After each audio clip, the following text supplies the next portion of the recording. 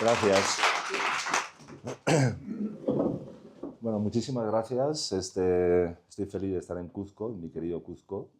Uno de los lugares donde viví, que decía Andrea, fue precisamente en Cuzco, en Urubamba, hace mucho tiempo. Gracias por venir acá. De verdad es para mí un placer estar con ustedes. Gracias a Sapiri por la invitación. Realmente gente muy capa. Los hemos conocido hoy. Creo que están haciendo cosas muy interesantes en arte, en cultura, en trabajo con comunidades y más, y sobre todo algo que es importante para el Perú y que el Perú necesita, que es pensar la Amazonía. Van a haber muchas ilustraciones en PowerPoint que son de un amigo One Piece del Río Santiago, se llama Gerardo Petzain, que además hay un montón de dibujos por acá, muchos de estos dibujos son de él. Me gusta siempre empezar con esta frase. Este es Toribio Rodríguez de Mendoza, es un obispo nacido en Chachapoyas, por eso la Universidad de Chachapoyas se llama Universidad Nacional Toribio Rodríguez de Mendoza. Yo soy de los convencidos que tenemos que conocer muy bien el territorio, y más en países como el Perú, donde la diversidad es tan grande a nivel cultural, geográfico, ecológico, etc. Si no se entiende bien el territorio, las probabilidades de fracaso son muy altas, y eso se ve continuamente en la Amazonía. Un dirigente que hablábamos antes de él, Aguajún, Santiago Manen, la frase que solía decir es: la selva es un cementerio de proyectos, precisamente por este tipo de cosas, de no conocer finalmente los territorios, ¿no? No.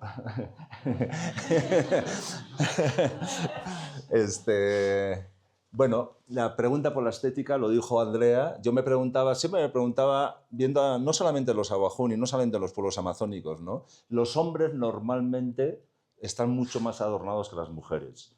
Eso es un tema que, bueno, mi mujer está acá. Por cierto, además, mi mujer ha cumplido años hace 2 días, entonces, para eso estamos acá. Pero es una cosa que siempre le suelo comentar a ella, ¿no? O sea, es curioso, vamos a un evento y ella se pasa un montón de tiempo engalanándose, y el hombre no, el hombre es mucho más aséptico por cultura, ¿no?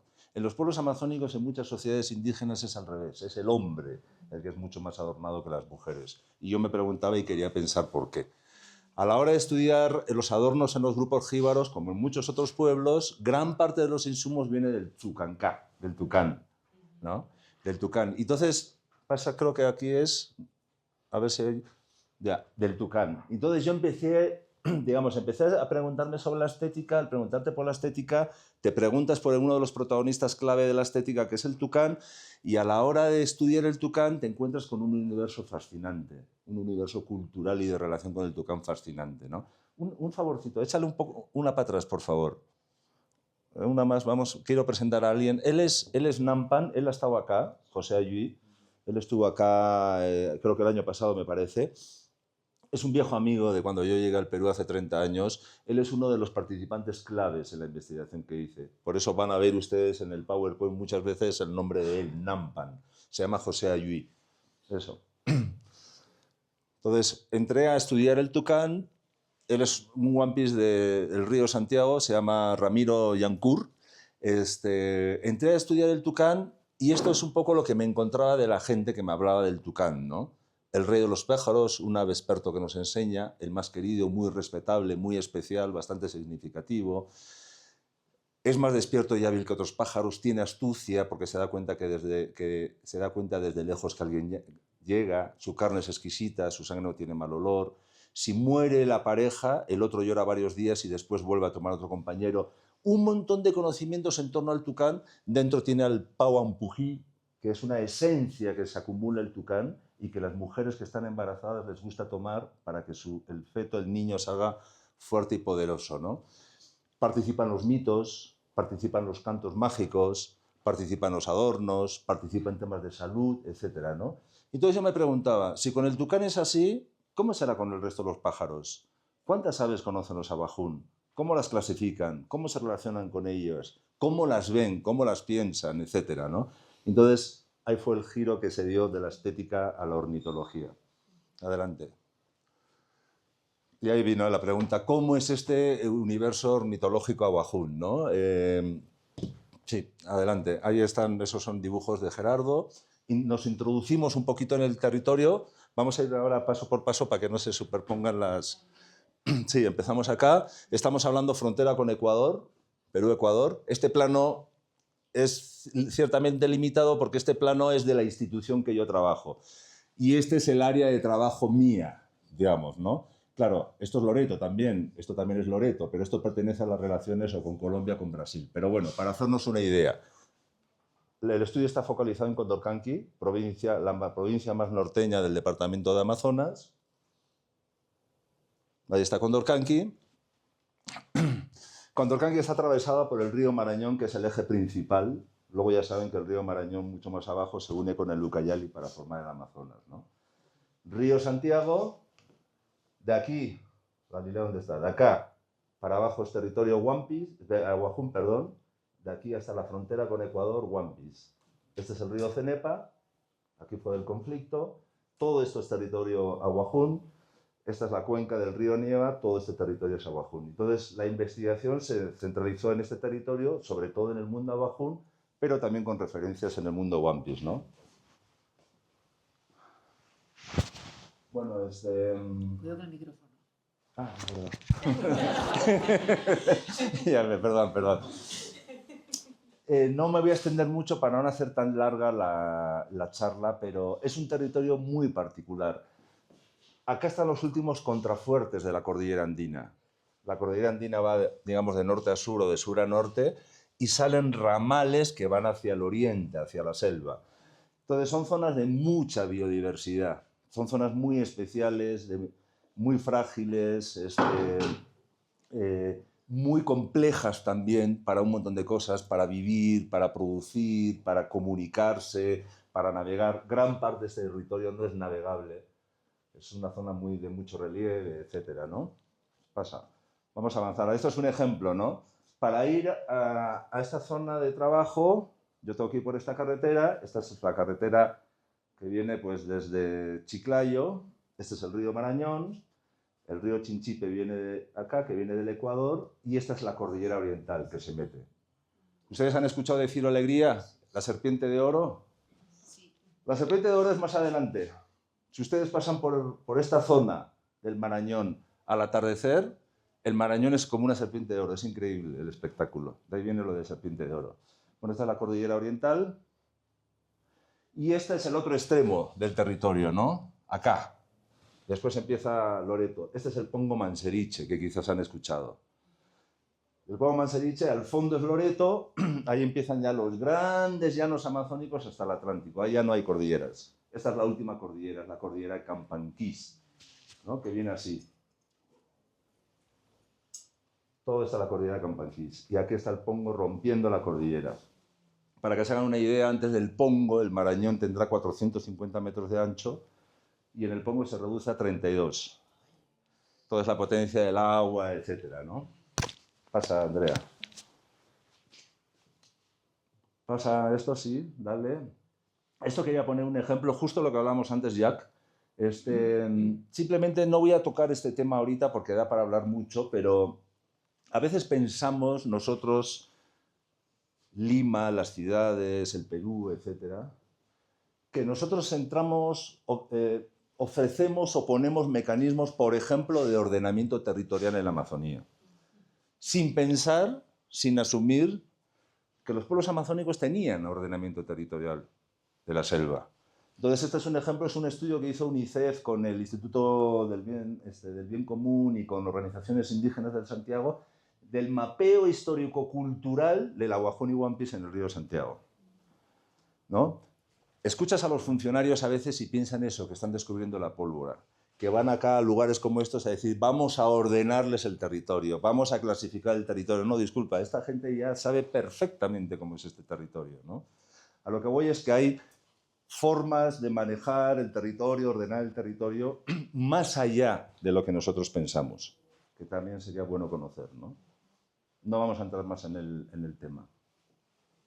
Algunas escenas de estos pueblos Aguajún y Wampis, los espacios cósmicos en los que se mueven las sociedades jíbaras, el mundo de abajo, el mundo de acá, el mundo de arriba, el trabajo alfarero de la cerámica, que es exclusivamente de mujer, las visiones a la hora de tomar plantas, tabaco, ayahuasca, etc. Esa es una de las visiones en la toma de ayahuasca, el trabajo de hilado, que antes era exclusivamente masculino. Un ejemplo de comunidad, este es el río Santiago. Esto es Santa María de Nieva, la capital provincial. Esta era como mi base de trabajo, ¿no? Para investigación. Yo de aquí luego ya me iba a las comunidades y pasaba tiempo en las comunidades.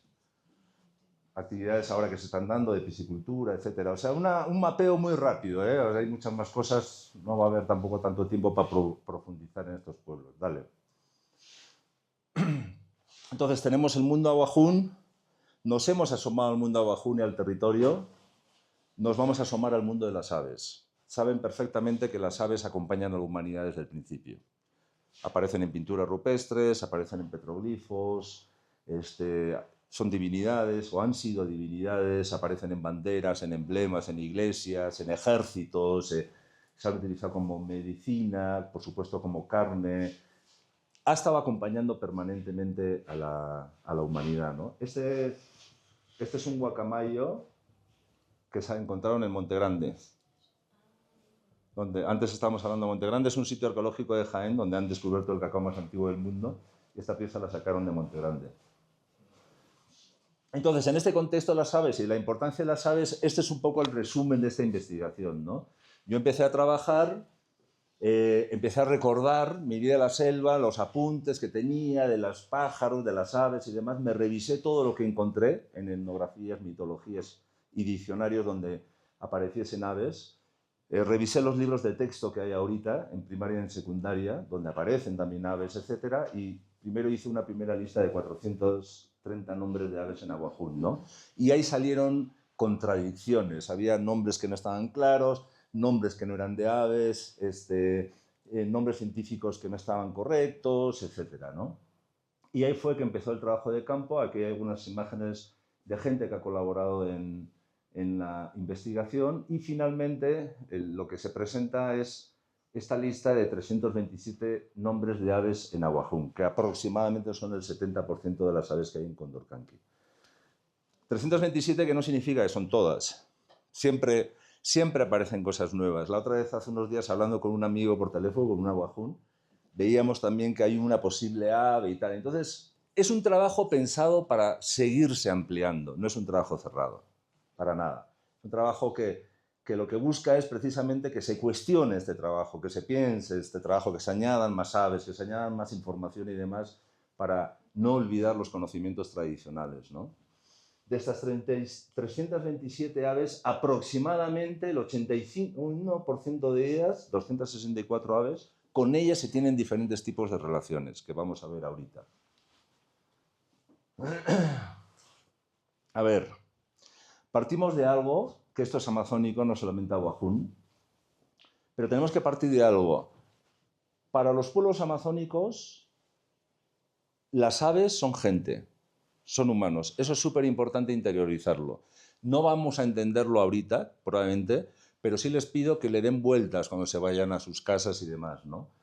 Las aves son otros humanos también. Si ustedes leen los mitos y hablan con los viejos en la selva, etcétera, te van a decir: Tucán era antiguamente gente, o es gente, o piensa como nosotros, etcétera, ¿no?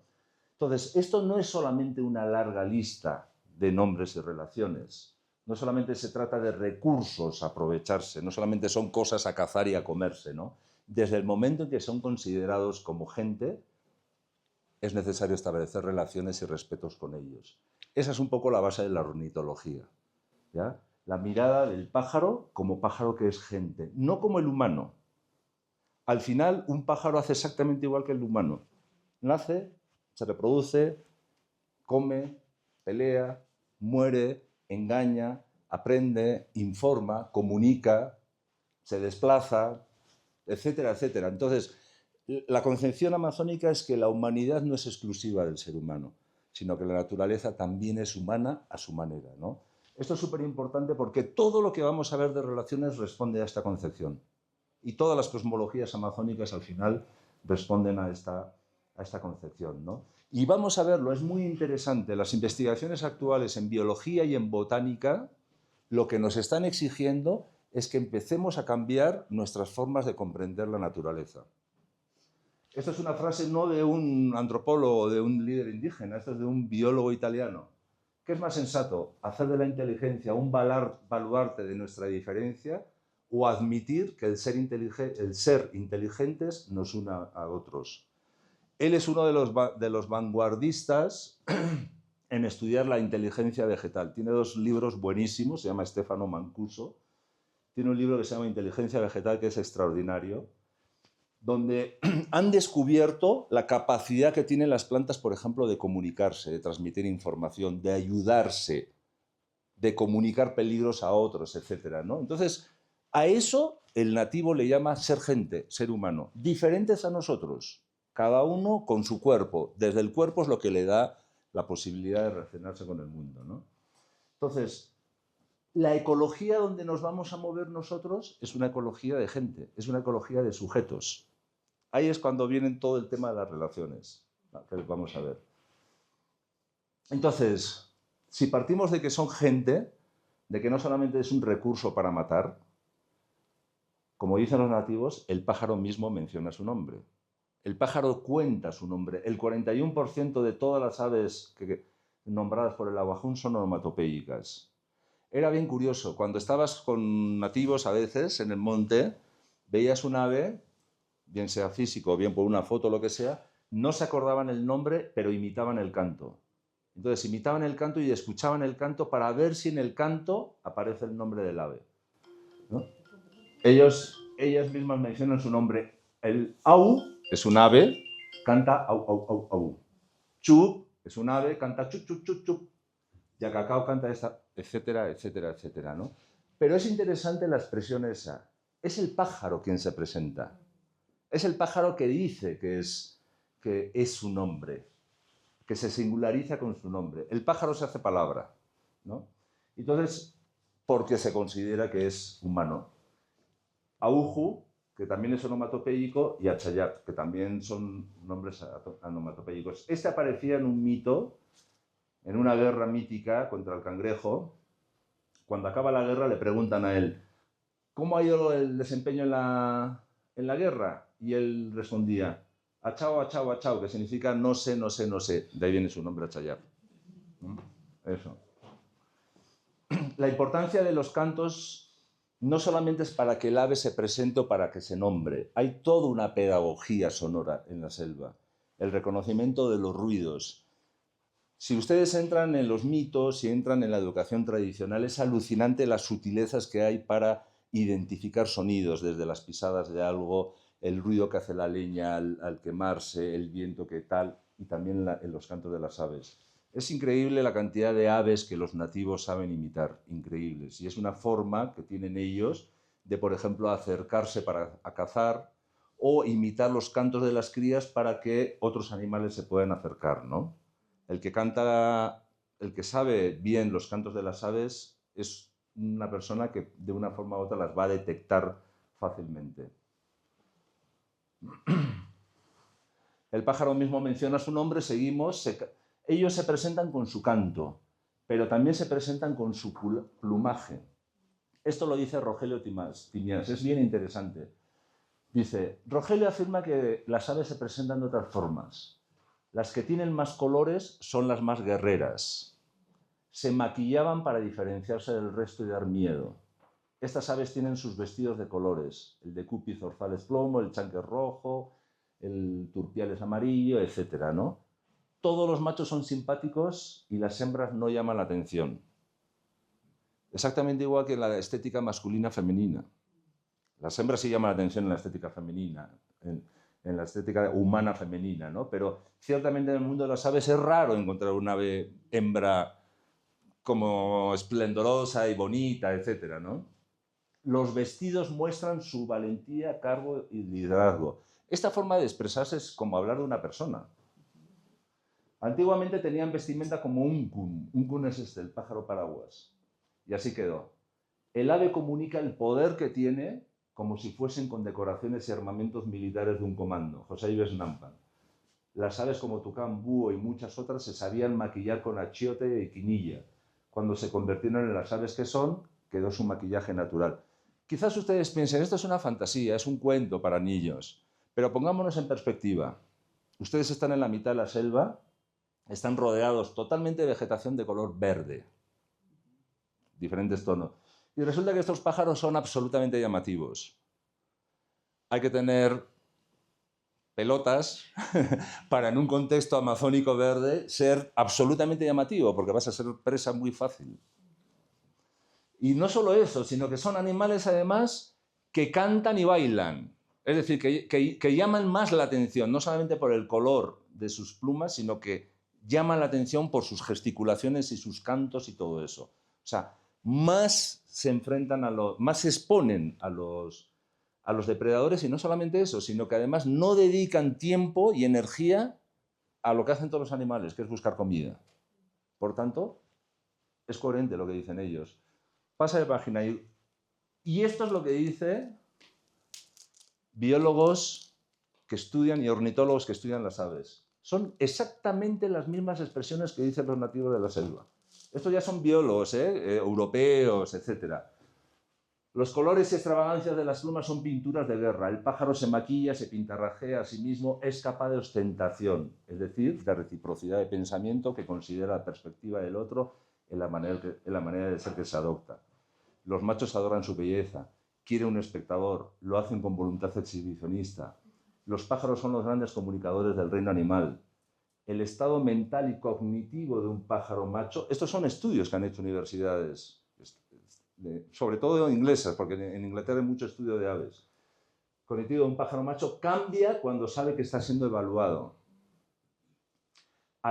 Es lo que les decía, al alardear se expone a depredadores y dedica tiempo que no va al alimento. Conlleva costos que solo pueden soportar los de mejor calidad.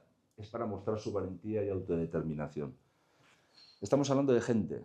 Estamos hablando de gente a su manera. Lo que están diciendo los biólogos es que tenemos que empezar a pensar de formas mucho más amplias. No considerar al animal como un objeto nomás, sino como una entidad, como un animal con capacidad de comunicación, de inteligencia, de reciprocidad, etcétera, etcétera, ¿no? Los pájaros no solamente se nombran a sí mismos, los pájaros nombran y designan el mundo, lo que llamamos ornitonimias, ¿no? Nombran el mundo enriqueciéndolo del sentido. Y aquí tienen un montón de ejemplos. Cantidad de comunidades tienen nombres de pájaros. Hay quebradas, accidentes geográficos que tienen nombres de pájaros. Hay épocas del año que son los pájaros los que definen. Sinutín es la época en la que más cantan las aves. Cupitín es la época que abunda el cupí, el zorzal, ¿no? Nombran a los humanos también, sobre todo a los hombres. Los hombres tienen más nombres de aves que las mujeres. Son nombres más destinados a los hombres, ¿no? Gempe, que es el colibrí, chihuahua, el trompetero, chucancá, el tucán, lampús, la lechuza, etcétera, ¿no? Son nombres que se dan a personas como activadores de potencia. Al dar ese nombre, lo que se busca de alguna forma es que el poder de ese ave se transmita también a la persona que recibe el nombre, ¿no? Entonces, se presentan, pero además las aves nombran el mundo. Los pájaros además son significantes para otros, ¿no? Hay un montón de mitos donde participan las aves. Esos mitos además son bibliotecas orales para la gente, ¿no? Ahí se aprende un montón de cosas, ahí se transmiten valores, conocimientos, etcétera, ¿no? Hay mitos que las aves participantes explican, por ejemplo, la importancia de la casa propia para el futuro aguajún, ¿no? Hay aves, por ejemplo, que su canto convoca a otras aves que vienen a buscar comida con ella.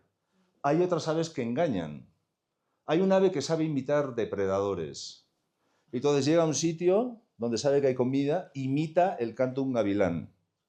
Los otros escuchan y dicen, está viniendo un gavilán, y se van. Y el ave se queda sola para comer ella sola, por ejemplo, ¿no? Antiguamente, ahora porque ya no queda casi fauna, ¿no? Pájaros que anunciaban, el yacacao vuela y los cazadores salían a buscar chucancá. Veían al yacacao y decían, los tucanes deben estar cerca, vamos a salir a cazar. Si volaban a yap, que es una golondrina, el gavilán golondrina,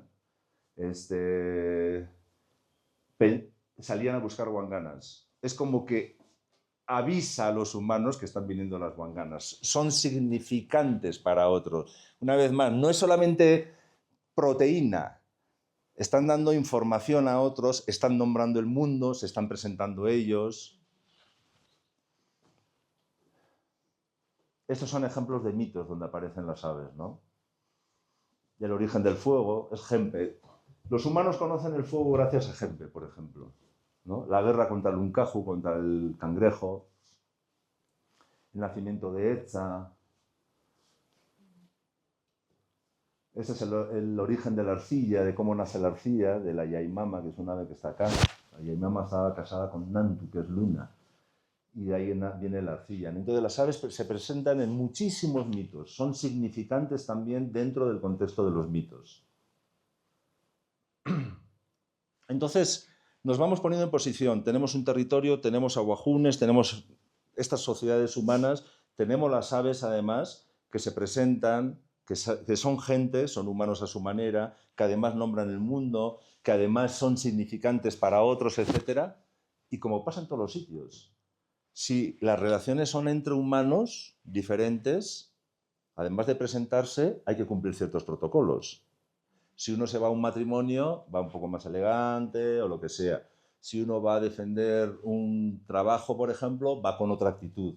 Si uno sale con su chica, pues tiene... O sea, son códigos al final, ¿no? Si no cumples, ¿cómo te va a dar? Si tienen dudas, por favor, preguntan, me interrumpen con total libertad, ¿eh? Permítanme leerles solamente esto porque creo que esto explica bien esa frase. Antiguamente los Mun dicen los antiguos, antiguamente los viejos contaban, cuando salían a cazar con cerbatana, dietaban, dietar. La palabra dieta es una palabra muy amazónica.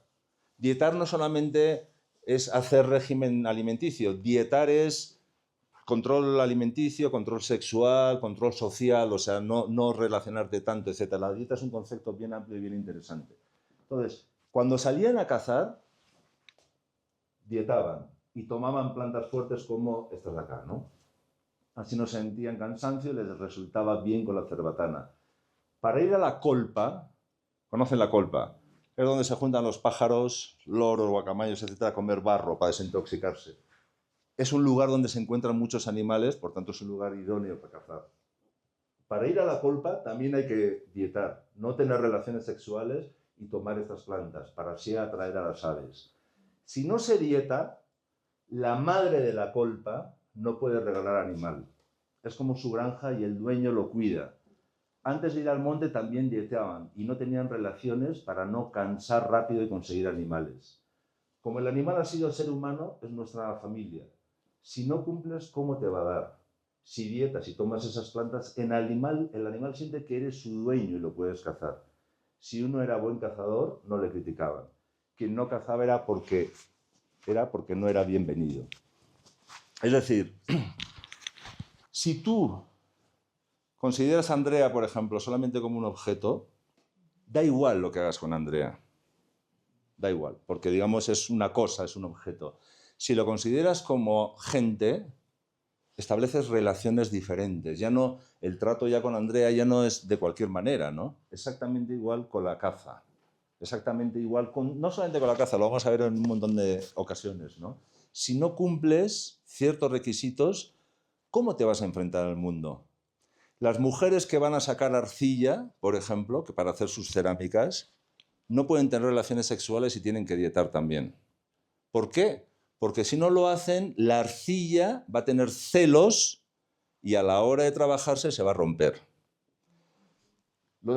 Hasta hoy, eso no es solamente tradicional, no es solamente los nativos. Me contaba un amigo en el Morona, una vez que estuve viajando en el Morona con que era el motorista y era cazador, y él me decía, yo cuando salgo a cazar no hay relaciones sexuales antes, no como chancho, no como carne, no como sal, no como ají, etcétera, etcétera, nada de alcohol. Salgo de noche, no me pueden ver, no quiero que me mire nadie, porque en la mirada está el poder de que te quiten la buena suerte para la caza. La ropa yo no la lavo con jabón, la mujer prohibido lavar la ropa del cazador para evitar que el olor de la mujer impregne el olor en la ropa y luego ese olor llega a los animales y los animales escapen, ¿no? Entonces al final estás en una sociedad de gente donde tú para relacionarte con esta gente, incluso para cazar, tienes que cumplir. Tienes que dietar, tienes que predisponerte. Y ustedes dirán, pero qué chorrada, ¿qué influye el dietar, el no tener relaciones sexuales para salir a cazar. Pero es bien interesante porque todo eso te pone en una actitud ante la naturaleza. Y esa actitud ante la naturaleza es una forma de gestionar la naturaleza.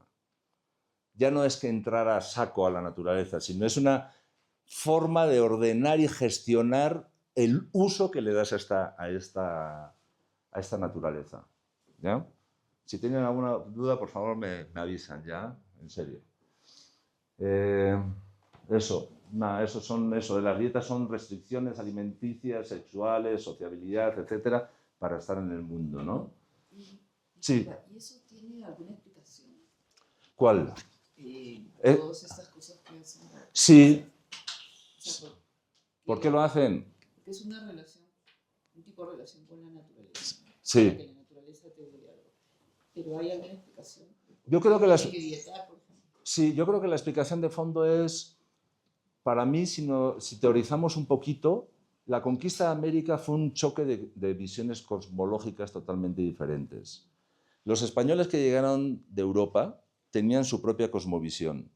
La cosmovisión española, la cosmovisión europea, la cosmovisión occidental, ¿cuál es? Es, los humanos somos el ápice de la evolución. La cultura pertenece al humano. Y el resto, la naturaleza, está puesto por los dioses a nuestro servicio. ¿Más o menos es así o no? Más o menos, yo creo que es así. O sea, entonces, como nosotros estamos en otra escala y somos esencialmente diferentes a la naturaleza, que es una cosa, son cosas que están ahí para nosotros, a nuestro servicio, utilizamos la naturaleza como nos da la gana. En las sociedades amerindias, no solamente en la amazónica, en toda América y en otras muchas sociedades de África y de Asia, la naturaleza no es un objeto. La naturaleza no está puesto por los dioses para tu servicio. Tú eres uno más en una naturaleza que también es humana. Lo normal es ser humano en la naturaleza, lo normal es ser cultura. Es decir, lo normal, las diferencias no vienen de la esencia, de esa humanidad, de ese ser gente. Las diferencias vienen de los cuerpos. El cuerpo del tucán ve el mundo y se relaciona con el mundo de forma diferente. Pero esencialmente es gente como yo. Por tanto, si es gente como tú, ¿no? O sea, distinto a ti, pero digamos, tiene esas cosas que nosotros llamamos humanidad, inteligencia, sociabilidad, reproducción, nacimiento, muerte, comunicación, te afecta, te influye, interactúa contigo, etc. Todo eso es lo que se entiende como gente. Tú tienes que establecer códigos de relación con esos. Tienes que establecer códigos de relación. Y esos códigos de relación al final lo que generan son formas de gestión. Si tú ves la Amazonía preconquista, y eso lo ves desde la arqueología, la tradición oral, la etnografía, etc., está demostradísimo que las sociedades humanas, no solamente la ecología, y esto sin idealizar, las sociedades amazónicas tienen muchos problemas y muchas contradicciones también, pero digamos, está demostrado que la biodiversidad y la multiculturalidad, la cantidad de culturas que había era enorme, o sea, el humano era un factor que ayudaba a la biodiversidad. Desde el momento de la conquista hasta acá, ¿cómo es la relación con la Amazonía? Siempre es un producto, siempre es extracción. O es el caucho, o es la madera, o son las pieles, o es el oro, o es el gas, o es el petróleo. O es la mujer. O es la mujer. O el esclavo. ¿Sí? O sea, es esa relación que es totalmente, otro concepto totalmente distinto. Y no es que no estamos hablando de sociedades armónicas, hippies, new age, que todos viven en comunidad. No es eso tampoco, ¿eh? Hay muerte, hay depredación, hay conflicto, hay miedo, por supuesto. Y al final tú vas a cazar ese tucán y te lo vas a comer feliz de la vida. O sea, no hay una cosa sagrada, una especie de sagrada de que no, el tucán no se puede... No, yo voy a matar ese tucán. Pero al final todos estos códigos de conducta lo que hacen es ordenar tu cuerpo, tu sociedad, tu gestión, etcétera, de cara a los recursos. Y eso es lo que logran equilibrios. Sí, lo vamos a ver, estamos hablando de caza, pero vamos a ver en un montón de factores que todo es lo mismo. Todos son esas predisposiciones corporales, ¿no? Si vas a cantar los cantos mágicos, tienes que dietar, por ejemplo. Si vas a... Lo vamos a ver ahorita. Avancemos. Tapicú, esto es bien interesante, por ejemplo, obedece al mismo concepto, es la cutipa. No sé si han escuchado ustedes el término cutipa, bien amazónico también. La cutipa normalmente está asociado a lo negativo, pero no solamente es negativo. La cutipa siempre se piensa que es la influencia sobre otro para hacerle daño, ¿no? La cutipa es la transferencia de las facultades y o características físicas, psicológicas o espirituales de alguien, humano, animal o planta, a otro, humano, animal o planta, quien se ve afectado por ella. Eso es la cutipa. Por ejemplo, aquí hay muchos ejemplos, ¿no? Prohibido comer tucán, comer loros, comer pájaros paragua, comer las eufonias. Prohibido cuando la mujer está embarazada o cuando están los hijos pequeños en tu casa. ¿Por qué? Porque todas esas aves, cuando comen, defecan inmediatamente. Entonces, si tú comes esas aves, esa característica de las aves se la transfieres a la mujer embarazada o al niño pequeño. Y ese niño pequeño nace con diarrea. Entonces, ¿y por qué al niño pequeño y a la mujer embarazada les afecta? Porque son estados de fragilidad. Son estados donde la persona no tiene tantos recursos para enfrentarse, por ejemplo, a todos estos pájaros que tienen estas características y que afectan, nos afectan. Eso, por ejemplo, es una cosa, digamos, la cutipa como negativa. Pero, por ejemplo, ¿qué es lo que hacían? El cuintam es un trepador. Hay un pájaro que le gusta subir por los árboles caminando, ¿no? Este es el tronco y el pájaro tiene, la punta de la cola tiene además como bien dura para apoyarse y ahí sube. Las mujeres embarazadas querían comer ¿para qué? Para cuando nazcan sus hijos, cuando comen sus hijos, salen buenos, cuando comen las mujeres, sus hijos salen buenos trepadores. Exactamente igual. No estás comiendo solamente proteína, estás comiendo proteína de alguien. Y en esa proteína está incluido lo que es ese alguien. Somos lo que comemos, eso lo decimos nosotros también. ¿Me entienden? ¿Sí?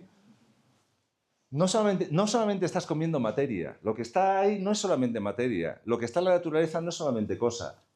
Al ser humanos a su manera, no pensemos en nosotros. Lo que pasa es que nosotros nos hemos apropiado del lenguaje. Nosotros pensamos, cuando hablamos de inteligencia, humano. Cuando hablamos de información, humano.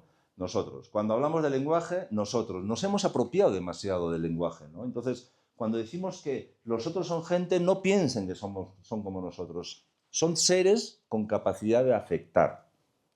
Punto. Son seres con los que nos interactuamos, ¿no? Y por tanto, son seres que transmiten sus características a nosotros a través de la comida, el contacto, etcétera, ¿no? Esto es recontra amazónico hasta hoy día, ¿eh? Escuchan muchas veces. Es decir, voy a dar a mi hijo lengua de paucar. Los paucares, por ejemplo, son aves que imitan sonidos y que cantan muchísimo, ¿no? Entonces, al darle lengua de paucar, ¿qué le estás dando? La capacidad de ese ave para ser políglota, para imitar cantos, para cantar, etcétera, ¿no? Entonces, la carne va acompañada con lo que es el pájaro, que es un políglota, es un imitador de cantos. Y así con un montón de cosas. Pasa. ¿No? Normalmente se da con alimento, pero no siempre es así. Por ejemplo, esto me lo decía Mayer, que es del Morona. Él no es nativo, es un mestizo. Me dice, el pescador saca su ojo del chaji. El chaji es el martín pescador. ¿Qué propiedad le dirían ustedes que tiene el martín pescador? ¿En qué se diferencia el martín pescador? ¿Qué capacidad tiene el martín pescador? ¿Qué es un buen pescador? Exacto, es un buen pescador. lo dice el nombre, perfecto. Por tanto, ¿qué es lo que dices? Si lo que hacían esta gente, lo que hacen esta gente, cuando cazan al martín pescador, le sacan el ojo, le sacan el líquido que está dentro del ojo y se lo pone el pescador en sus propios ojos. ¿Qué esto es lo que está haciendo? Esa capacidad del ave de pescar, de ver el pescado de lejos, al ponértelo acá, se lo transfiere al humano. Eso es continuamente en todo. Esa es la transferencia. Continuamente en mil cosas. Podemos poner ahí un montón de ejemplos, ¿eh? Eso. Pasemos, sí, porque no sé cómo andamos de tiempo, la verdad. ¿Sí? Entonces estamos viendo, un poco recopilando, ¿no? Un mundo que es animado. El mundo en el que estamos es un mundo animado. Ese carácter de animado es lo que nos iguala o lo que nos hermana. Hermana sin el concepto este armónico hippie, ¿eh? O sea, ya les digo, hermana en cuanto que esa cosa animada que tenemos es lo que nos iguala a todos, ¿no? Desde ese punto de vista, eso nos iguala. Luego, cada cual con sus cuerpos se relacionará y verá el mundo a sus maneras. En ese contexto, estamos diciendo que las aves se presentan ellas mismas, que nombran el mundo, nombran a la gente, nombran ríos, comunidades, etc. Dan sentido al mundo, dan sentido a otros, aportan información, aparecen los mitos, etc., ¿no? Y además las aves influyen, por ejemplo, lo hemos visto en la cutipa, con la alimentación. Comes ciertas aves y te da esa característica que tiene el ave, ¿no? Para bien o para mal. Otro tema son los anen. Los anen son los cantos mágicos de los aguajún, de los jíbaros en general. El mundo de los cantos mágicos está por estudiar, la verdad, pero hay muchos pueblos que tienen estos cantos mágicos, ¿no? Por resumirlo, es una frase un poco trillada y un poquito floja, pero para que nos entendamos, ahora vamos a entrar más. En la selva del Cuzco, por ejemplo, en los Huachiperi, ellos tienen un canto que se llama Esuba, que está reconocido como Patrimonio Inmaterial de la Humanidad. Una gringa estudió estos cantos, tiene varios CDs grabados, y son cantos de curación, se cantan para curar enfermedades, ¿no? Los cantos, los quenés sipivos vienen de los cantos de curación de los curanderos sipivos, ¿no? Es el dibujo de los cantos en contextos de curación con plantas, ¿no? Entonces, muchas sociedades tienen estos cantos. Estos son cantos que se dirigen, pueden ser cantados, pueden ser entonados o pueden ser interiores, ¿no? O sea, como que tú te los cantas a ti mismo para llamar a otro. Y las aves son los grandes protagonistas acá. Cuando se canta Anen, dice Nampan, cuando se canta Anen, en la otra persona nace una curiosidad por el cantante. Quien hace Anen vive en paz. Lo que yo me preocupé, yo ya pasó de preocuparse. Anen, por ejemplo, es si mi mujer se va lejos y yo la extraño o tengo miedo de que se vaya con alguien, ¿qué es lo que hago? Canto un Anen. Los cantantes de Anen no es simplemente que coges la guitarra y tocas la guitarra y cantas un Anen. El aprendizaje de los Anen es como los curanderos con las plantas, es un proceso muy largo. Es una mujer o es un hombre que te enseña los cantos, incluye, una vez más, dietas, no relaciones sexuales, aislamientos en el bosque, etcétera, etcétera, y al final ingerir tabaco para que el Anen se asiente en tu cuerpo. Ahí es cuando tienes el poder. Entonces, en este caso, yo cantaría Anen. Marina puede estar, pongamos, en Lima, yo estoy en Cuzco, yo estoy acá, veo un pajarito, un tordo, y canto un Anen, por ejemplo, al tordo. Canto un Anen. Y ella recibe el canto estando en Lima. Ve un tordo en Lima y escucha y se acuerda de mí. Entonces, le entra, eso dicen los nativos, le entra una ansiedad dentro y dice, bueno, yo me quiero regresar al Cuzco donde mi marido. Esos son los Anen. Esos son los Anen. Pero es el poder, ¿eh? O sea, es el mismo nivel de poder que el tema de las plantas. Se exige dietas, caminos muy largos de aprendizaje y todo eso, ¿no? Y es bien bonito. Anen tiene la misma raíz que Anet, que significa mar, Anentei, corazón, Anenteimat, pensar. Nos recuerda que las fronteras o antagonismos entre cuerpo y alma, esto es occidental. Una vez más, esa dualidad naturaleza-cultura, eso es occidental. Lo que pasa es que lo tenemos interiorizado en nuestras cabezas. Esa dualidad cuerpo-alma es nuestra también, es totalmente occidental. En los pueblos amazónicos no hay esta división. Se piensa, a veces incluso hay gente que dice, nosotros ponemos aquí, ¿no? Hay gente que dice, sí, estoy pensando. Hay gente en la selva que te dice, estoy pensando. Se piensa con el corazón.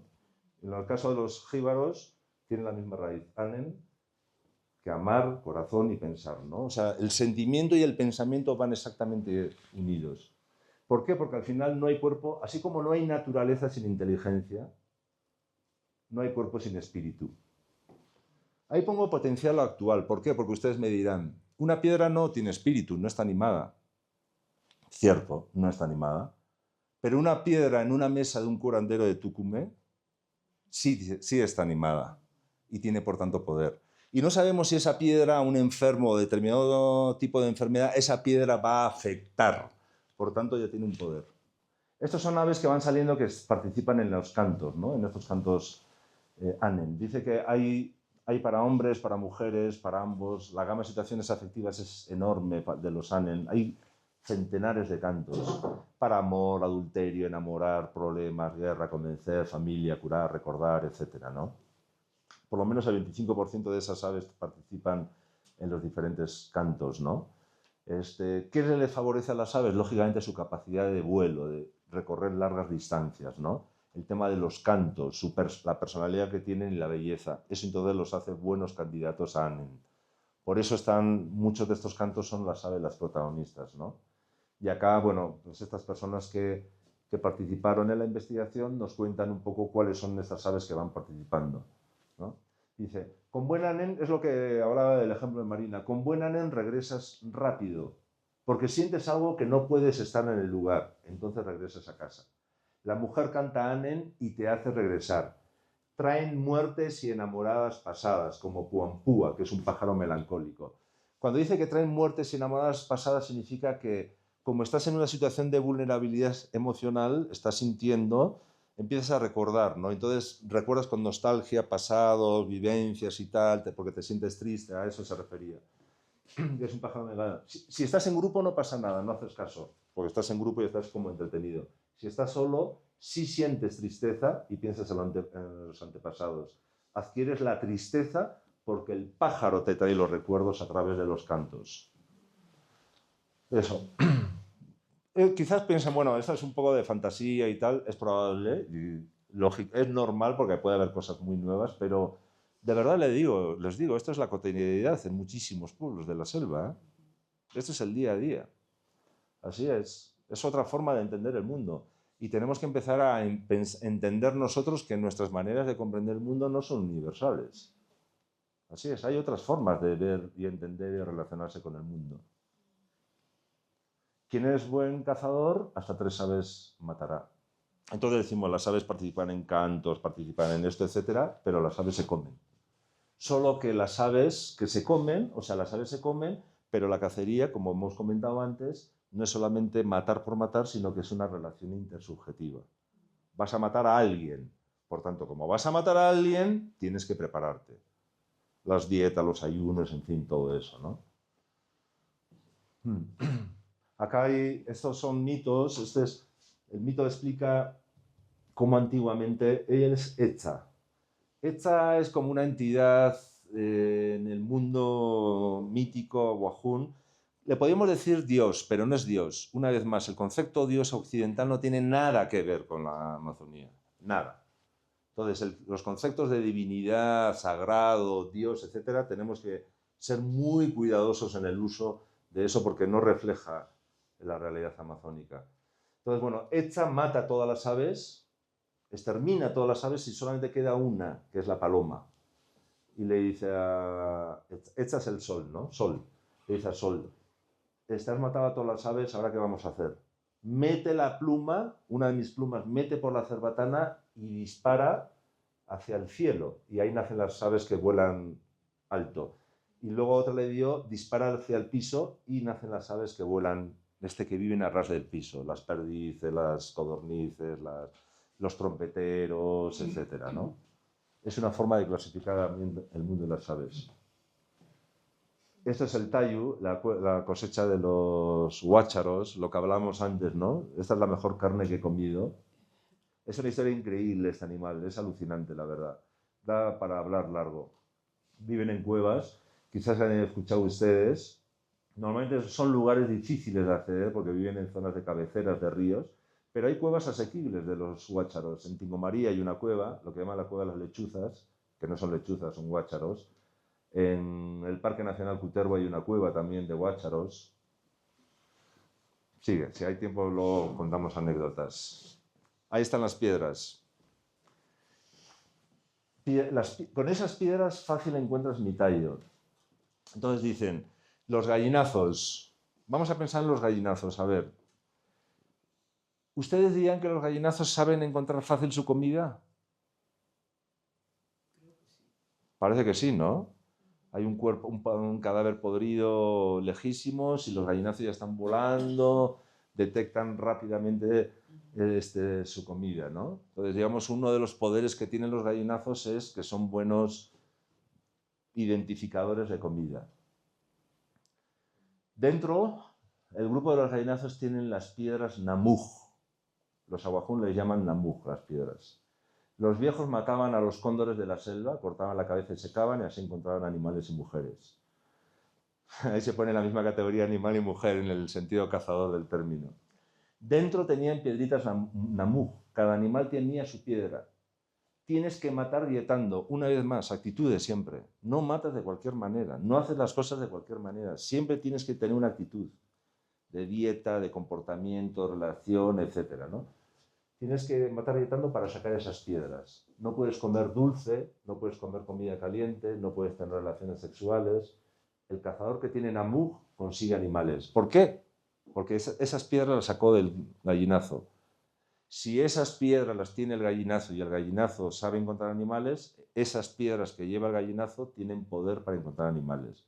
Si las llevo yo, voy a poder encontrar animales. Esa es la base. Las mujeres también encuentran piedras, por ejemplo, en la chacra. La mujer que encuentra la piedra en la chacra la conserva muy celosamente, no la comparte, no la divulga tan fácilmente y esa piedra la cuida porque es la manera en que la chacra salga productiva, ¿no? En que la yuca produzca bien. Entonces, es otra forma en que cómo los humanos se están relacionando con las aves en otro tema totalmente diferente, a través de estas piedras mágicas. Sigue.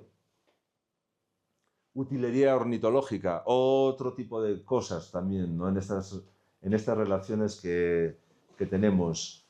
Por ejemplo, este es un ave, el sirio gritón. Es un ave fuerte, dice Teófilo Kunchan. Es un ave fuerte, difícil moría con veneno.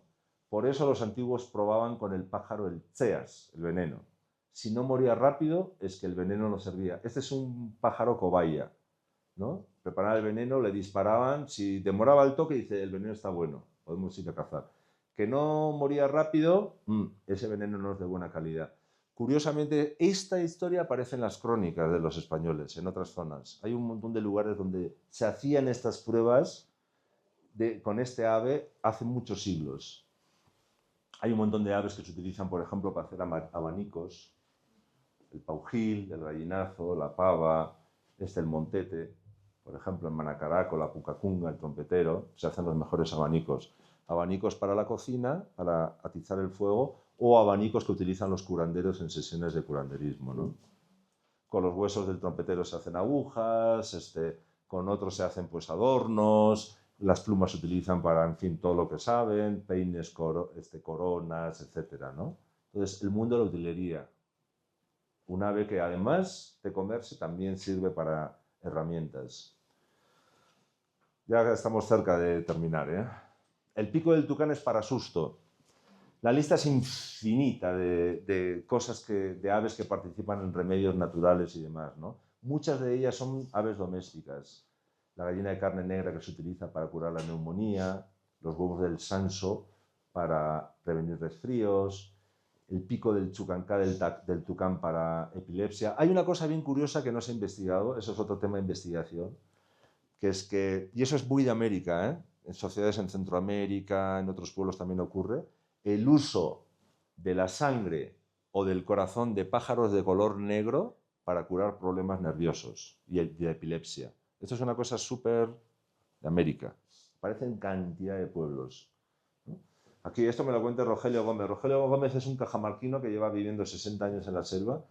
Me decía el garrapatero, vacamuchacho, que seguramente conocen este pájaro. Es un pájaro negro de cola larga, pico ancho. Siempre está en las alambradas, en los campos, cerca de las vacas y así, ¿no? Dice, es utilizado para combatir la epilepsia. Debes cazar al vacamuchacho, pero no lo mates. Solo déjalo herido, que su corazón lata. Entonces vas junto al enfermo y ahí abres el pájaro, le sacas el corazón vivo y se lo das a comer con vino Oporto. Se cura. Pero es curioso, esta cosa de aves negras El garrapatero es totalmente negro. Gallinazos, garrapateros, tordos, tordillos, se utilizan para temas, la sangre y el corazón se utilizan para temas nerviosos. No solamente en Perú, en muchos países. Sería interesante una investigación ahí. Sigue. Ornitagurios, otro tema también recontra transversal en toda América. Ornitagurios es cómo las aves nos comunican información diferente, ¿no? Por ejemplo, acá tienen un montón de ejemplos, la verdad. A ver, Quijuanchan, la urraca violácea, dice, no suena por gusto, canta cuando detecta algo sospechoso y así avisa a otros. Tienes que estar atento a ver qué pasa. Puede venir gente, puede venir otorongo, serpiente, un palo seco puede caer, pueden venir enemigos. Quijuanchan es un comunicador de peligros. ¿Ya? Entonces, no solamente es el pájaro, es tu actitud ante la naturaleza, es tu actitud de escucha, de estar atento a los signos que hay en la naturaleza y cómo esos signos te dan información, ¿no? Del clima, pues a esta le gusta salir con pleno sol. Cuando viene buen tiempo, el halcón canta de madrugada. Si canta tal, viene lluvia. En la sierra hay un montón de casos de esos. En el Titicaca me acuerdo que me decían, hay un ave que pone el nido, a veces más abajo, más arriba en los totorales, en función del año, si va a ser lluvioso o no. El tema es ser sensibles a lo que la naturaleza informa. Ese es el tema. Nos estamos convirtiendo en seres insensibles a la comunicación de la naturaleza, ¿no? La naturaleza está comunicando. Una vez más, eso es lo que hace ser gente en la naturaleza. Ese pajarito que pone ahí es gente porque lo que está haciendo tiene un significado y además nos afecta. Si yo estoy atento, digo, oye, está puesto el nido aquí arriba, significa que va a venir lluvias. Mi chakra no la voy a poner ahí a las ras del lago porque se me va a malograr, ¿no? Ese tipo de cosas.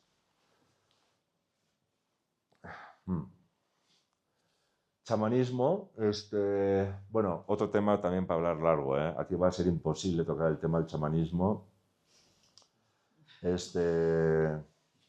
Sí, y hay temas que habría que tocar y además, ciertamente yo estoy un poco influenciado porque gran parte de mis años los he pasado con grupos jíbaros, ¿no? Una vez más, la Amazonía no es uniforme. Vivir con jíbaros o vivir con esejas o vivir con machés es diferente, son pueblos diferentes, realidades diferentes. Hay muchísimas cosas en común, pero hay cosas también que las diferencian. Y los jíbaros tienen en torno al chamanismo y a ciertas cosas, las cosas como bastante claras, ¿no?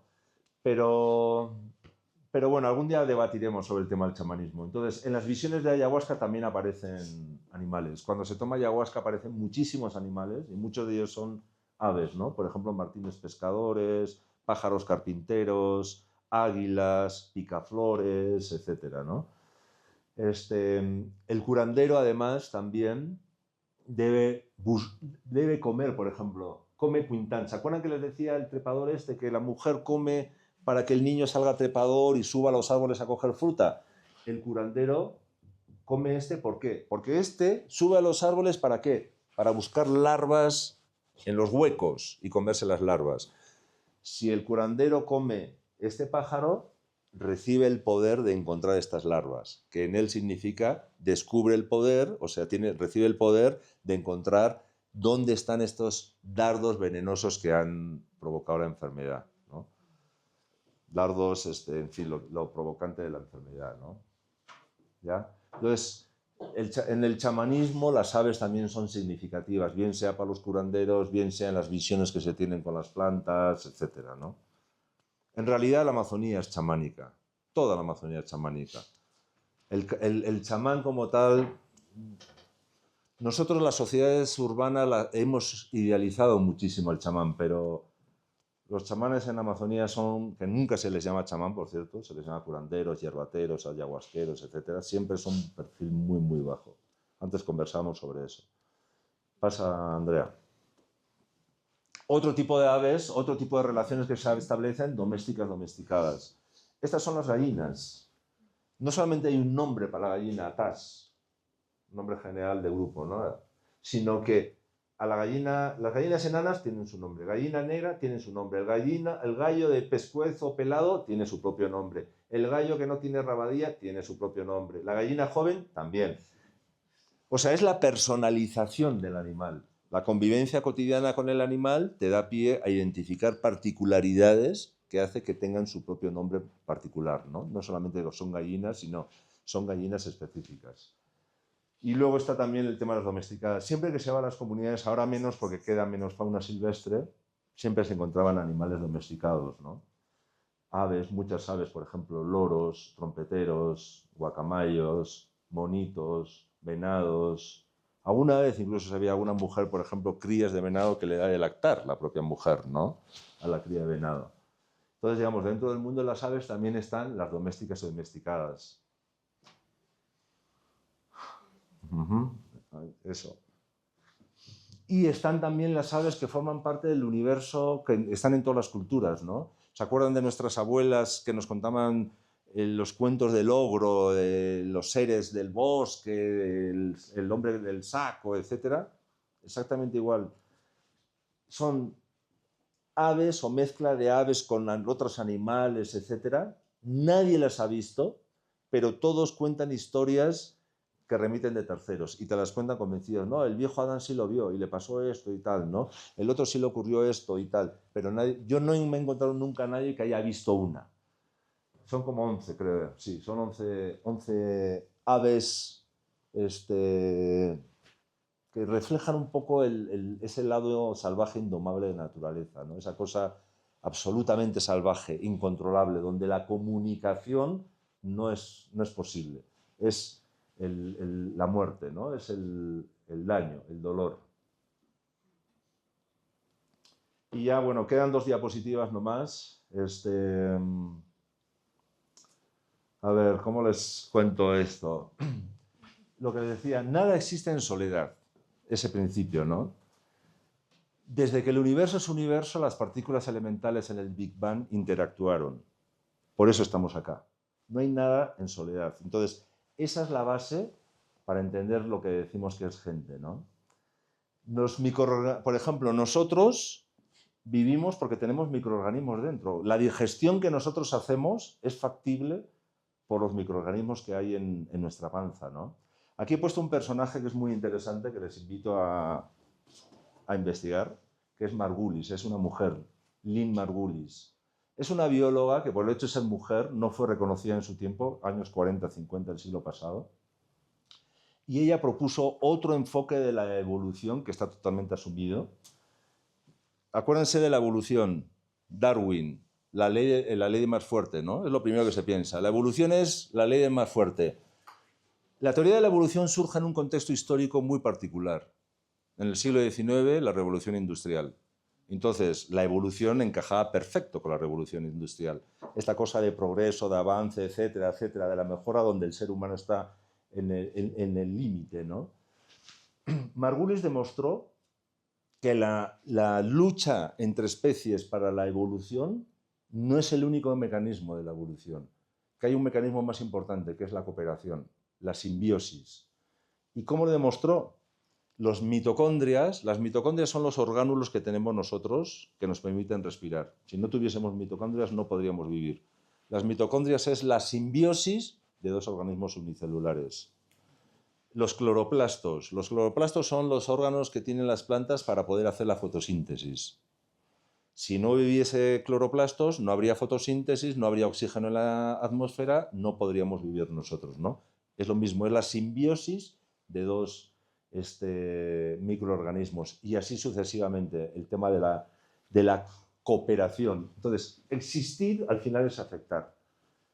Las especies no se encuentran solas, interactuamos todo el tiempo, ¿no? Nos afectamos todo el tiempo, nos involucramos, nos conectamos, nos interaccionamos, afectamos al resto, etcétera, ¿no? Por tanto, las diferencias entre especies no son de esencia, somos gente animado, sino de grado, de cuerpos y puntos de vista diferentes, ¿no? Cada cual ve el mundo desde su punto de vista. La naturaleza no es solo una suma de plantas, animales, minerales, humanos, sino son ellos interactuando. lo que hace humano es la sociabilidad y la intersubjetividad es el modo de estar en el mundo. Esas son las cosmologías amazónicas. Si tuviésemos que resumir qué son las cosmologías amazónicas y de tantos pueblos, yo creo que sería esto, ¿no? Es la intersubjetividad como modo de estar en el mundo, entendiendo que tú no eres solamente tú eres humano, sino que la humanidad es una cosa compartida. Descartes, el francés, decía, pienso, luego existo. ¿No? El pensamiento como la duda de que es lo único que tengo seguridad para decir que existo. Las cosmologías indígenas es al revés. Existo y por el hecho de existir piensas. Eres inteligente. Plantas y animales son inteligentes, ¿no? Entonces, existo, luego pienso. Y como piensas y como existes, afectas a otros, interactúas a otros. Ya, una más y ya está. Entonces, si la humanidad no solamente somos nosotros, sino que está alrededor, ¿hacia qué tenemos que construir una ecología de sujetos, ¿no? Y ustedes dirán, pero esto no es muy antropológico, no es un poco floro, ¿esto cómo lo podemos aterrizar y tal, ¿no? Porque quizás en nuestra ecuación del desarrollo, en nuestros índices del Producto Interior Bruto, tenemos que empezar a poner lo que dice una autora muy interesante, se llama Desprez, devolver la dignidad ontológica a la naturaleza, ¿no? O sea, entender que la naturaleza es gente a su manera y por tanto que no vale cualquier forma de relación con la naturaleza. En la Amazonía, la gestión del bosque, porque se gestiona, el nativo corta el árbol, mata, pesca, cosecha, o sea, ya les digo, no es una sociedad hermandad pura, pero todo esa, la gestión económica del bosque, todo eso se sostiene en la gestión de la intersubjetividad. Dietas, ayuno, relaciones, coqueteos con las plantas, coqueteos con los animales, el cuidado, no tener relaciones sexuales para no afectar, para no crear celos, etcétera, etcétera. ¿No? Es considerar que el otro es un sujeto y, por tanto, como es sujeto, yo tengo que interactuar con él. En ese sentido, la selva, más que un ecosistema para extraer, es un sociosistema para gestionar. O sea, es una sociedad de entidades diferentes, ¿no? O sea, la naturaleza es eso, una ecología de sujetos. Los pájaros, por ejemplo, ven el ultravioleta, que el humano no ve. ¿Cómo es el mundo visto desde el ultravioleta? Entonces, de repente ellos reciben información que nosotros no podemos recibir. Por tanto, ese pájaro que accede a una información desde el ultravioleta, de repente nos está aportando cosas que nosotros que no vemos el ultravioleta no lo podemos ver, ¿no? O saber. Está demostrado que los pájaros aprenden los cantos, recrean cantos, inventan nuevos cantos. No es solamente heredado el canto se puede heredar, pero además se aprende y se recrea en el tiempo. Y al final cada uno tiene su propio canto. También hay especies que cada uno tiene su propio canto. Los guácharos, por ejemplo, que viven en cuevas, viven miles de guácharos en cuevas. Cuando tú entras en una cueva de guácharos, el sonido es ensordecedor. Estás en la oscuridad total, el sonido es ensordecedor. Y ellos se mueven por clics. Hacen clic, hacen un ruido que parece al clic y dices, ¿cómo identifican los nidos que están en las paredes? O las crías, ¿cómo llaman a la madre que en las paredes? Cada pájaro tiene su clic. ¿Sí? Yo no he estado atento, pero he visto ahí imágenes de computadora. Quería saber si hay una biblioteca sonora de sonido de los pájaros. Sí. Hay una página web extraordinaria que se llama Xenocanto. Xeno, Xeno, _canto. Ahí entran y ahí hay miles de cantos de aves grabados, miles, en dónde se grabó, quién lo grabó, etcétera. Sí, Xenocanto. Esa creo que es la mejor enciclopedia. Luego se han hecho grabaciones, ha habido gente que ha hecho grabaciones de aves. ¿Eso sí parte de su trabajo, registrar los...? No.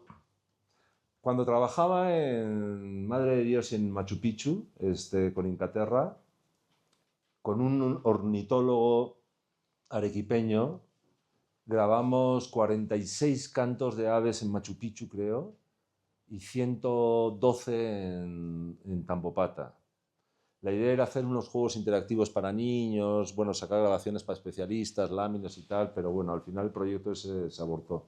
Pero sí, esas grabaciones sí se hicieron. Tu consejo de Uy, qué difícil. Bueno, tú lo has dicho, cohabitar, ¿no? Y una de las frases que aparecía en la presentación era En la naturaleza nada hay en soledad, ¿no? Por ejemplo. Ese es el principio, es la cohabitación, ¿no? O sea, no sabría qué consejo darte. No sabría, pero sin cohabitar no hay futuro posible. El Perú tiene que reflexionar mucho sobre el tema de cohabitar, ¿no? De hacer ciudadanía, de hacer colectivo. O sea, somos colectivos ciudadanamente, pero luego en el día a día, en las calles, o sea, no hay esa colectividad, ¿no? Perú, de los países que yo conozco, es el país más sucio del mundo. O sea, de los que yo conozco es alucinante la cochinada. Entonces, ahí no hay un principio de cohabitación. Claro, hay un déficit de políticas públicas y de alcaldes mediocres y de todo eso lo sabemos, está clarísimo, ¿no? Pero hay una responsabilidad como ciudadano también, ¿no? No podemos esperar que vengan las cosas de las autoridades. El tráfico, o sea, si crees que vives solo en el mundo, pues claro, vas con tu carro, te pones en la mitad del cruce y te da igual que cierres una calle y que haya una fila de carros sin prioridad porque tú te has quedado en la mitad y no has respetado esa vía, ¿no? Es un llamado a cuestionarnos nuestras ideas, a cuestionarnos nuestras formas de ver el mundo, a cuestionarnos los términos que nos hemos apropiado, a entender que nuestras maneras de ver el mundo no son universales, que hay otras sociedades que además han demostrado eficiencia que son válidas también. Y las sociedades, por ejemplo, de la selva han mostrado eficiencia en la gestión del bosque amazónico, cosa que nosotros no estamos demostrando. Nunca ha estado tan mal la Amazonía como ahorita, por mucha ciencia y tecnología que tengamos. Entonces, algo estamos haciendo mal. Algo supieron esta gente entender de la lógica amazónica para, con sus cosmologías, hacer estas gestiones, ¿no? La cosmología amazónica es el sostén de una gestión económica. Una vez más, no solamente es teoría, no es cuentos bonitos, no son cuentos de la abuela, son formas de gestionar territorios, son modelos económicos, son modelos sociales, bajo estas cosmovisiones, ¿no? Y eso ha demostrado que se han mantenido ecosistemas, ha mantenido biodiversidad, ha habido equilibrios, etc. Si vemos los resultados nuestros, desde el momento que estamos considerando la naturaleza un objeto que nos han puesto los dioses para nosotros, ya vamos mal, ya. Entonces, empezar a cuestionarnos esas cosas, ¿no? Ser más abiertos, ser más sensibles, más sensitivos con la naturaleza también. Estar atentos a los sonidos de la naturaleza, a los mensajes, ¿no? No sé, el ver al otro como agente, como alguien animado también, ¿no? Como lo estás tú. No sé, eso va despertando sensibilidades, creo. Sí, se usa, digamos, los adornos se usan para situaciones de conflicto, de guerra, de fiesta también, de celebración, de todo eso, ¿no? Es como engalanarte tú ante un acontecimiento, sea un acontecimiento bélico o un acontecimiento festivo, pero sí. Tatuarse, ponerse collares, coronas, aretes. Sale esa escena en el mundo, ¿no? Seas a cazar, a guerrear, a una fiesta, lo que sea, sales en escena. Entonces te acondicionas exactamente igual que para venir a nosotros nos hemos acondicionado para el frío, para esta reunión y mañana pues nos acondicionaremos de otra manera también para salir al mundo, ¿no? Interesante porque si nos fijamos en el reino animal, sobre todo es en las aves, que los machos son mucho más adornados que las hembras, ¿no? En los peces un poco también, en los insectos un poco y en los anfibios un poco, pero en los... Sí, pero sobre todo son las aves. Las aves es clarísimamente, ¿no? ¿Y por qué? Porque ella sabe, Marina sabe, ¿no?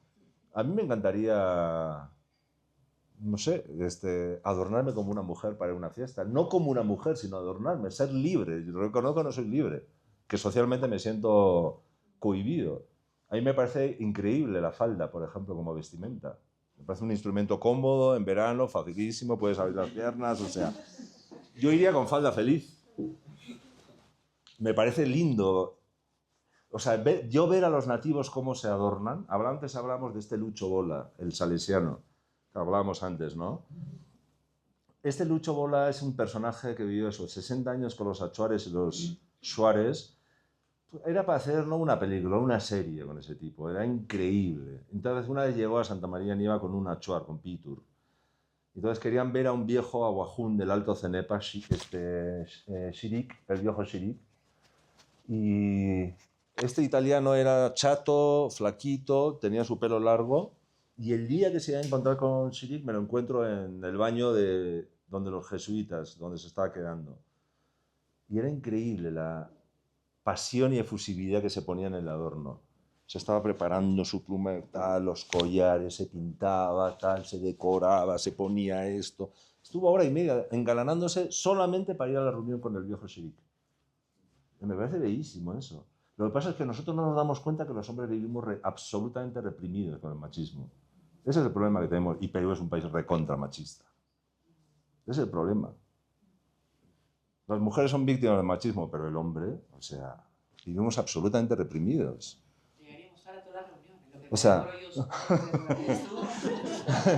yo me acuerdo una vez, sí, yo me acuerdo una vez caminando en la selva, llevaba en una trochita y me encuentro una niña, tendría 6, 7 años, ¿no? En esa época la selva era un poco aislado y los únicos extranjeros que había, que eran pocos, eran curas o monjas, y eran todos españoles. Y entonces yo iba caminando, en esa época tenía varios aretes, y me dice la niña, padrecito, padrecito, ¿usted por qué lleva aretes? ¿Es maricón? Pero eso es. Pero eso es lo que se piensa. Yo mañana salgo con falda y pintado, adornado, no como mujer, sino como hombre adornado, van a pensar exactamente lo mismo. No sé, me parecen como que limitaciones todo, ¿no? Me parece represión. El Yaimama, por ejemplo, es un ave que también es transversal a América. Levi-Strauss ha estudiado mucho la Yaimama. Hay muchísimos mitos en torno a la Yaimama y normalmente asociados a la glotonería. La glotonería es una, digamos, una debilidad muy criticada en Amazonía, porque la glotonería es el consumo personal y romper la reciprocidad, romper digamos, el compartir, sin idealizar, ¿eh? No pensemos en sociedades comunales ni nada, estamos hablando de pura gestión.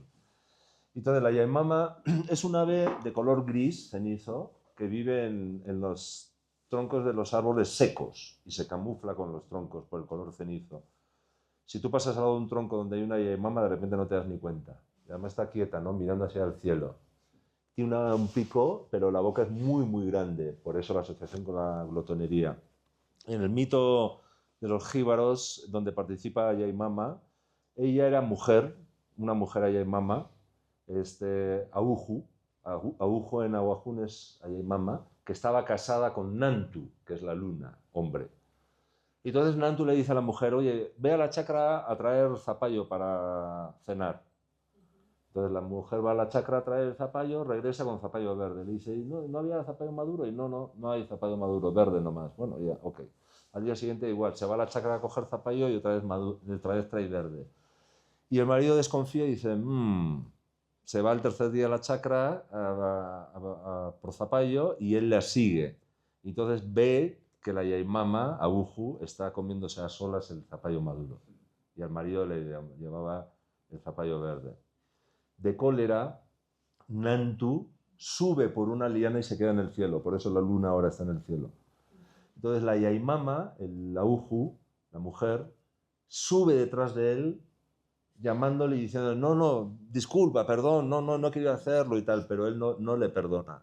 Entonces con un machete corta la soga, la yaimama Auju se cae, en el momento en que se cae revienta y el zapallo maduro sale convertido en arcilla amarilla. Esa es el origen de la arcilla. Y además Nantu de cólera le conjura, o sea, le hace una transformación esencial y la vuelve el pájaro yaimama, ¿no? Por eso los yaimamas, los pájaros estos, en noches de luna llena cantan a la luna. Y es una especie de canto lúgubre, o sea, de tristeza, son cantos así fúnebres, ¿no? Entonces los nativos dicen que en noche de luna llena están llamando, la yaimama llama a Nantu, porque era su mujer y porque él se fue, ¿no? Eso, esa es la concepción. Está asociado a glotonería, el hecho de comer tú solo, ¿no? A escondidas. El tema de la glotonería está castigado porque, por ejemplo, nosotros pensamos en el ahorro. Nosotros cuando hablamos de ahorro estamos pensando en largo plazo. Ahorramos para que nuestros hijos vayan a la universidad, ahorramos para nuestra jubilación. En la sierra se ahorra, por ejemplo, el chullo y la moralla, la papa seca, para que dure todo el año gracias al agua congelada y al congelamiento, etc. En la selva, ¿cómo es el ahorro? ¿Qué significa ahorrar? Por eso digo que es necesario salir de nuestros conceptos y por eso tiene afectación. Cuando van las ONGs a hacer proyectos comerciales, etcétera, etcétera, y dicen, ya, esto hay que organizarse así para ahorrar para el futuro, etcétera. ¿Cuál es el futuro? ¿Qué significa futuro para esa ONG y qué significa futuro para un nativo? Claro, si tú matas una sachavaca, 120 kilos de carne, si estás en la sierra, la congelas si quieres, ahí en el hielo, lo que sea. Si estás en la ciudad, la troceas, la metes en la congeladora y tienes meses para comer sachavaca y compartes también con tus amigos. En la selva las formas de conservación que hay es ahumado, secado, salado. Pero eso no dura tanto tiempo, son días. Entonces, ¿cuál tienes que repartir?